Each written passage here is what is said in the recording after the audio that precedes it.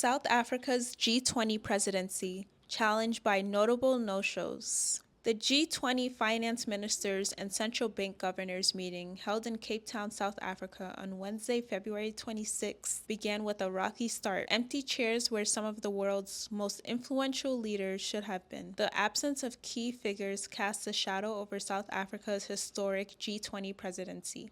In a meeting that was meant to showcase South Africa's leadership, several prominent leaders were missing, including U.S. Secretary of State Scott Bessent, along with ministers from China, India, Japan, and Canada. The absence of U.S. officials is particularly noteworthy following a controversial decision by Secretary of State Marco Rubio to skip last week's G20 meeting. Rubio criticized South Africa's theme of solidarity, equality, and sustainability as being anti-American.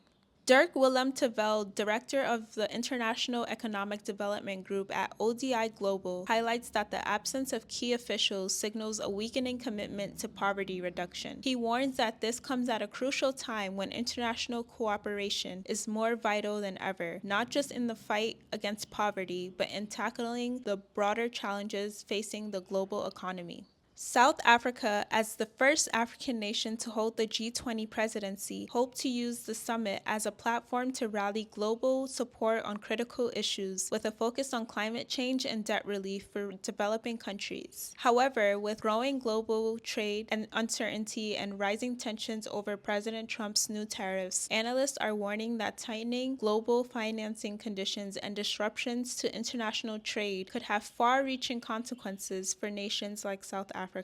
The G20 represents over 2/3 of the world's population and accounts for about 80% of the global GDP. It is a critical moment for the world to come together, but these absences may undermine efforts to address pressing issues. As the G20 continues, all eyes will be on South Africa to see how it navigates these challenges.